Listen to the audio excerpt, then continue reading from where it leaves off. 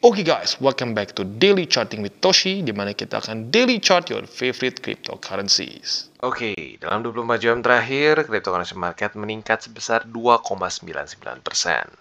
Dengan total market cap mencapai di 1,18 triliun US dollars. Dan kita bisa lihat untuk Bitcoin ada peningkatan sebesar 3,01% dalam 24 jam terakhir, dan sekarang trading di angka 28.222. Sementara untuk Ethereum, dia peningkatannya lebih besar di 3,96% dalam 24 jam terakhir, dan sekarang trading di angka 1.811 USD. Dan untuk BNB dia sekarang meningkat sebesar 2%-an kalau kita bulatkan. Ya, mungkin lebih tepatnya 1,98% dalam 24 jam terakhir. Dan sekarang trading di angka 327. Berarti mulai retest kayaknya ke angka atau ke struktur 330 ya. Lalu untuk XRP dia meningkat sebesar 3,45% dalam 24 jam terakhir, dan sekarang trading di angka 43 sen. Lalu untuk Cardano dia meningkat sebesar 2,53% dalam 24 jam terakhir, dan sekarang dia trading di angka 36 sen. Dogecoin dia meningkat sebesar 3,74% dalam 24 jam terakhir, dan sekarang trading di angka 0,076. Untuk Polygon Matic dia meningkat sebesar 2,27% dalam 24 jam terakhir, dan sekarang trading di angka $1.14. Dan yang terakhir, Solana dia meningkat sebesar 3% ya.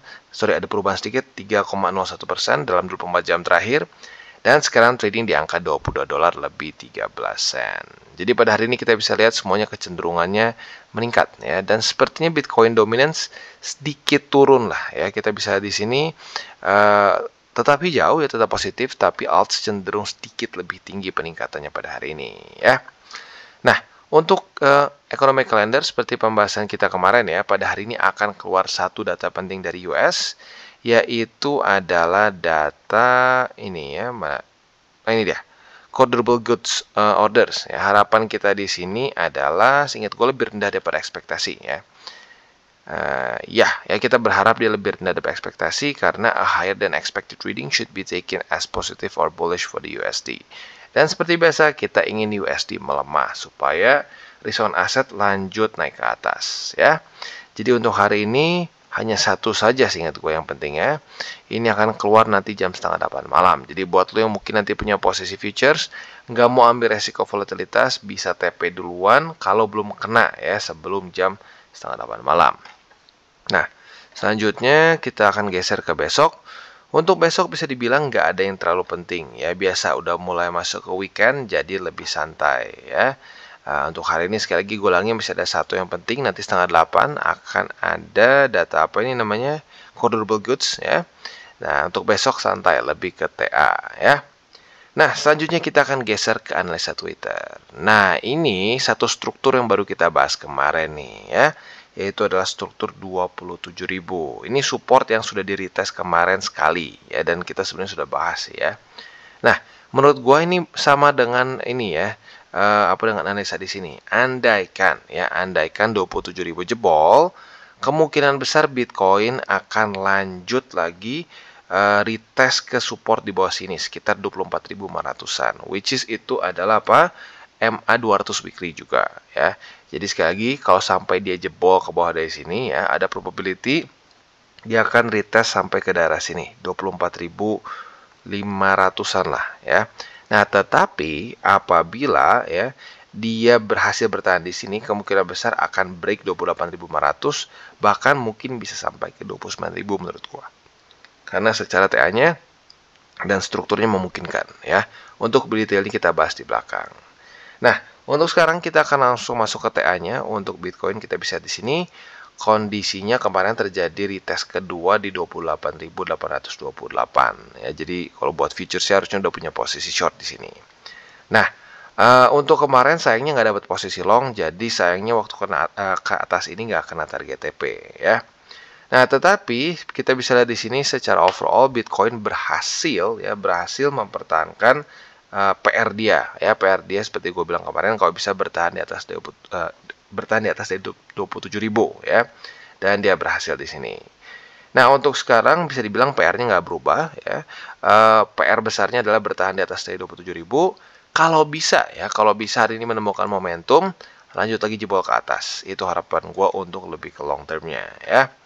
Nah, itu untuk di daily ya, untuk di daily. Untuk di weekly-nya ya, kita bisa di sini masih sama seperti kemarin lagi juga PR-nya, yaitu bertahan di atas dari MA 200 yang sekarang ada di 25.460 ya. Which is seperti yang gue bilang tadi, ini juga berconfluence dengan si MA20, sudah bukan MA20 tapi struktur di 24.490 di sini ya.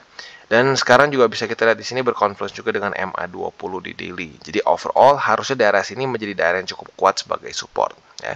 Itu PR besar yang lebih makro untuk Bitcoin. Kalau sampai ini jebol, amit-amit, ya jangan sampai jebol juga 24.500-an ya. Nah, itu untuk Bitcoin. Untuk indeks dolar kita bisa di sini dia itu kemarin sayangnya dia retest lagi tapi mantul di 102,05 ya, tapi jujurnya make sense lah. Kenapa? Karena kita bisa lihat di sini dia sudah dalam kondisi oversold ya. Dia di luar dari Bollinger Band ya, dan mantul di sini oke lah ya. Nah, harapan gua apa? Kalau bisa sih langsung lagi ya, dia langsung lagi turun aja, turun seperti ini dan membuat lower low. Tetapi ya, andaikan sampai dia mau naik dulu atau rally dulu, kalau bisa kayak gini, rally, reject dan membuat lower low. Nah, itu yang kuharapkan dari indeks dolar ya. Nah, jadi kurang lebih seperti itu untuk indeks dolar ya. Dan buat lo yang mungkin bingung kenapa kita pengen indeks dolar melemah ya.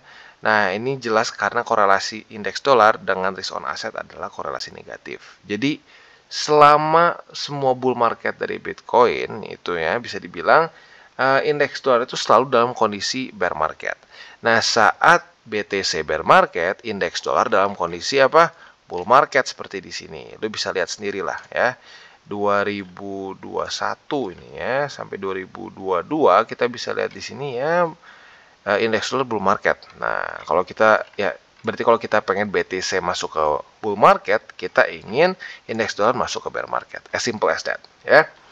Jadi kurang lebih seperti itu overallnya untuk makronya, dan selanjutnya kita akan geser ke buy limit. Tetapi sebelum kita masuk ke buy limit, seperti biasa gue akan ingatkan dulu bahwa semua konten dari TCI ini bukanlah financial advice, tapi ke edukasi. Lalu bagaimana cara untuk mendukung TCI? Ada banyak caranya. Lo bisa like our video, bisa share our video, atau juga bisa menggunakan link reflektor di bawah. Dan sebelum kita lanjut, kita akan dengar dulu pesan-pesan dari sponsor kita pada hari ini. Oke, today's video is brought to you by Bybit, di mana kita bisa trade berbagai macam cryptocurrency aset dengan cara yang berbeda-beda. Buat kalian yang ingin akumulasi secara spot, tentunya kita bisa lakukan di sini.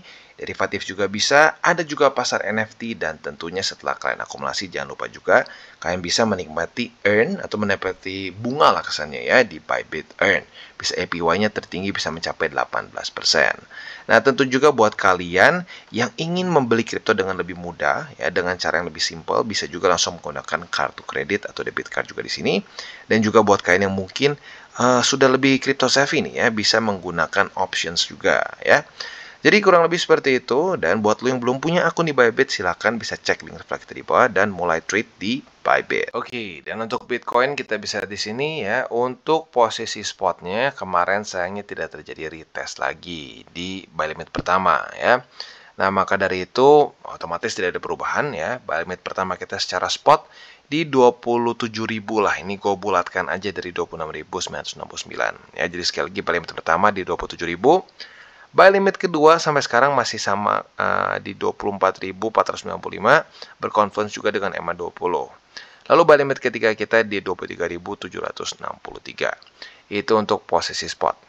Untuk posisi futures buat lo yang sudah ngikutin DCWT dari kemarin ya, sudah terjadi retest 1, retest 2 di resisten 28.828 ya. Nah, maka dari itu kemungkinan besar lo sudah punya posisi short dan sekarang sedang dalam keadaan profit walaupun belum terlalu besar ya. Target TP-nya di mana?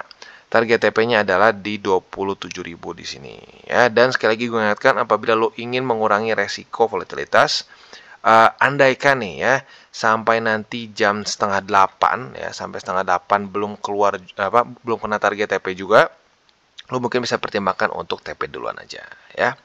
Nah, untuk posisi longnya otomatis tinggal kita balik logikanya. Retest 1, retest 2 di sini kita bisa buka posisi long dengan target TP kita di 28.800-an. Jadi kurang lebih seperti itu setup untuk Bitcoin. Oke, dan selanjutnya kita geser ke Ethereum. Dan Ethereum lagi-lagi dalam kondisi galau. Pada hari ini tembus lagi dan reclaim 1780 sebagai support ya. Nah, jadi ini sudah hari keberapa nih? 1, 2, 3, 4, 5, 6, 7 ya. Hari ke-7 Ethereum galau. Nah, maka dari ini buy limit pertama kembali aktif lagi buat lo yang kemarin mungkin belum ya. Jadi buy limit pertama di 1780, buy limit kedua di 1705, dan buy limit ketiga kita di 1660 yang berkonfluence dengan EMA20. Itu untuk posisi spot. Untuk posisi futures masih membingungkan karena lagi-lagi jebol ke bawah. Naik ke atas ya, tembus ke atas. Nah, maka dari itu yang mungkin sekarang terdekat adalah kalau sampai terjadi retest 1, retest 2 di sini sebagai support ya, bisa bertahan 2 kali ya di retest, maka kita bisa buka posisi long. Target TP-nya boleh pertimbangkan di upper band sini, mungkin ini sedikit lebih agresif ya di angka berapa nih? Upper band itu sekarang di ya 1900 lah kita bulatkan. Atau kalau mau sedikit lebih konservatif di wick tertinggi kemarin kita itu di 1858. Jadi itu untuk posisi long di Ethereum. Untuk posisi shortnya otomatis tinggal kita balik logikanya. Kalau dia gagal jebol lagi ke bawah, retest 1, retest 2 ini sebagai resisten, kita bisa buka posisi short dengan target TP di 1705. Oke, dan untuk XRP kita bisa di sini ya. Kemarin sayangnya tidak kena lagi buy limit pertama kita. Ya sudah 2 hari, tapi dua-duanya belum kena buy limit kita di 40 cents ini ya. Jadi bisa dibilang untuk buy limit masih sama seperti sekarang ya. Buy limit pertama di 40 sen, buy limit kedua di 38 sen, dan buy limit ketiga di 37 sen. Itu untuk buy limit kita secara spot di XRP. Untuk posisi futuresnya, posisi long juga masih sama di bawah sini. Apabila terjadi retest 1, retest 2 di sini, kita bisa buka posisi long. Target TP yang paling paling agresifnya itu di 50 sen ya.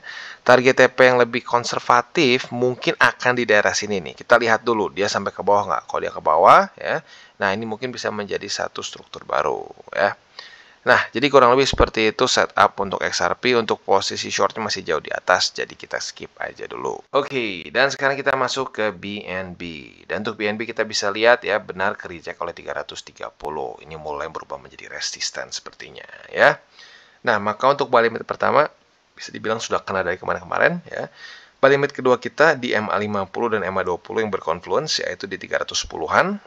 Dan buy limit ketiga kita di 301,7, yaitu adalah struktur di sini ya. Jadi kurang lebih seperti itu untuk spot di BNB. Untuk posisi futuresnya buat lo yang sudah dengerin dari kemarin DCWT, kemungkinan besar sudah punya posisi short karena sudah terjadi retest 1, retest 2 pada hari ini di 330 ya.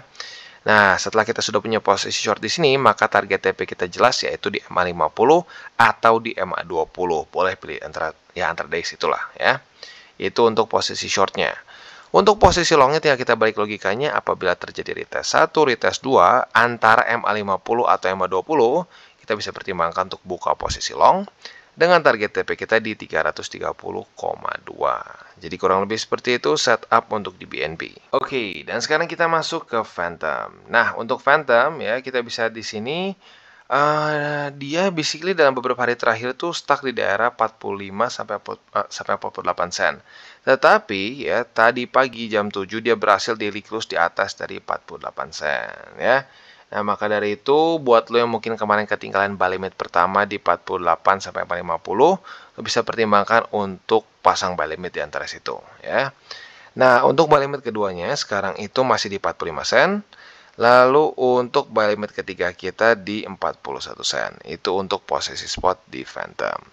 Nah, untuk posisi futuresnya kemarin kan sudah terjadi retest 1, retest 2 di sini. Sudah kena target TP. Nah, lalu selanjutnya kita bisa lihat kita nunggu posisi long tapi nggak kena. Malah reclaim duluan. Jadi untuk sekarang kita lihat apakah Phantom sampai besok pagi bisa bertahan di atas dari 48 sen atau tidak. Kalau bisa bertahan di atas dari 48 sen, kita tunggu sampai lusanya retest sekali lagi. Nah, kita bisa buka posisi long. Target TP-nya di mana? Target TP yang paling konservatifnya di sini di 50 sen. Yang lebih agresifnya bisa pertimbangkan di upper band yaitu di 53 sen, ya. Jadi kurang lebih seperti itu setup untuk Phantom dan juga ini ending dari DCWT kita pada hari ini. Sekali lagi gue ingatkan nanti malam jam 7:30 akan keluar data core durable goods ya. Buat lo yang ingin mengurangi resiko volatility boleh TP duluan sebelum jam segini. Dan gue ingatkan sekali lagi jangan pakai uang panas dan juga jangan over leverage. Oke guys, jadi itu adalah akhir dari segmen DCWT kita pada hari ini. Dan jangan lupa bagi kalian yang merasakan manfaat dari segmen ini, jangan lupa untuk share ke teman-teman kalian. Dan apabila lu pengen mensupport channel kita, ya TCI, jangan lupa untuk menggunakan link referral kita di bawah. Nggak wajib, ya, tetapi apabila lu menggunakan link referral kita di bawah, ada macam-macam ya, dari Bybit, Huobi, Maxi, toko kripto, dan banyak lagi. Ya, walaupun nggak wajib, tapi kalau menggunakan link referral kita, lu secara langsung membantu perkembangan dari TCI. Dan satu lagi, jangan lupa juga untuk join Telegram group kita, di mana kita bisa ngobrol-ngobrol santai mengenai dunia cryptocurrency secara dua arah. So, jangan lupa untuk like, subscribe, click the bell icon, and see you on the next video.